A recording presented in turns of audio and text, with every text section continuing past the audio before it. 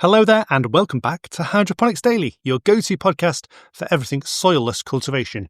I'm your host, Dr. Russell Sharp, and we've had some podcasts about famous people involved in hydroponics. We've had Kimball Musk, who is the brother of Elon Musk, and we've talked about Zooey Deschanel, the actress from That Girl, I think it's called.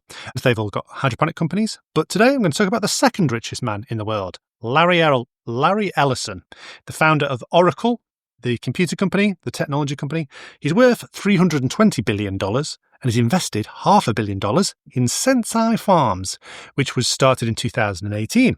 He started it to grow crops on an Hawaiian island he owns, one of the biggest Hawaiian islands. It was formerly owned by the Dole Pineapple Company, and they farm pineapples in Hawaii because there's no hummingbirds. In fact, it's illegal to import hummingbirds into Hawaii, so they produce sweet pineapples because they're not pollinated.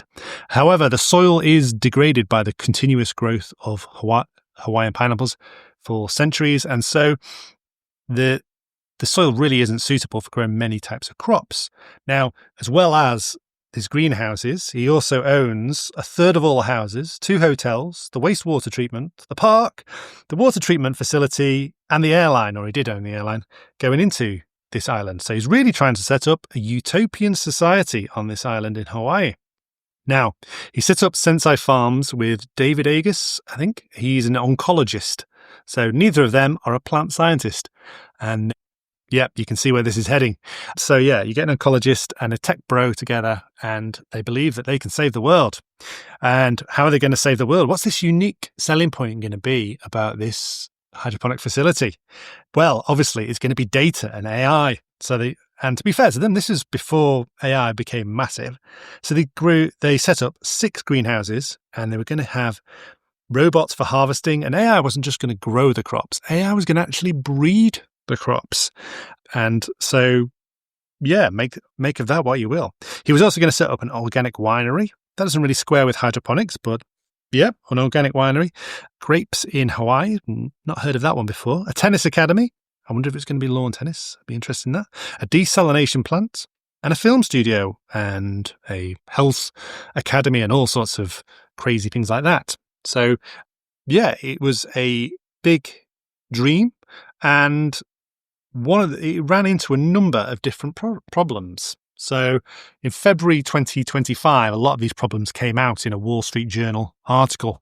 Some journalists doing some good things for once, exposing some issues in horticulture. So they thought that it would take $12 million to build the greenhouses. It actually ended up costing $50 million, which is a big overspend, but nothing compared to the sort of overspends that the British government have on things like building a railway or a bridge. So big overspend there. They got an Israeli firm to build the greenhouses, interestingly, and unrecommended by Larry's good friend Benjamin Netanyahu, and the Israeli firm built the greenhouses, but the roofs kept falling off because they weren't designed for the strong winds and they weren't designed for the high humidity, and so they had to be completely redesigned, and they were running into a lot of problems. The other thing a lot of the facilities had at Sensai Farms is they had solar panels. Now, Larry sat on the board of Tesla, and so they had Tesla solar panels, apparently. But apparently these didn't work very well, and so they had to be reinstalled, and they had to rely on diesel generators as well, because a lot of the dust from the volcanic dust from the volcanoes would cover the solar panels. That's not good. The AI didn't work, and that's what it's reported, and certainly weren't using AI to breed crops. And then there was the issue that the robots were not functioning, so it was all hand harvested, which increases costs. And so the cost came to $50 a kilo for lettuce, even in Hawaii. And you might think everyone in Hawaii is rich. And yes, there are rich tourists, but a lot of the native populations, the Polynesians and things like this, they can't afford that. And then the whistleblower said that Larry Ellison, would get involved and change what crops they were going to grow. And so suddenly he would announce that they're going to grow square watermelons for $100 because he's seen them in Japan. Well, if you listened to my podcast before, I've been to Japan and they don't actually grow square watermelons anymore, cubes or anything like that. it was a good news story, but when you actually go to the farms, you'll find that they don't grow them because they would just get covered in mildew and other diseases. One day he turned up and said they were all going to grow mangoes, and the plant physiologists and agronomists had to tell him that no, that would involve a complete redesign of the greenhouse. Then he would say, right, no, my Japanese restaurant Nobu in my hotels need wasabi. And then the chefs would have to say, no, actually, we prefer, can we just get some lettuce and tomatoes, because that's what we're struggling to get hold of, and they're staples. So Larry would get in the way and think that he was a better grower than the growers, apparently. And so that ran into issues. They even got Tony Blair round to eat some tomatoes, and Larry offered some tomatoes, apparently, and then the growers had to say, well, actually, no, Larry, that's how Blair speaks, isn't it, in that really weird way? No, they're covered in pesticides at the moment, so they can't be eaten. So unfortunately, Tony Blair didn't eat any.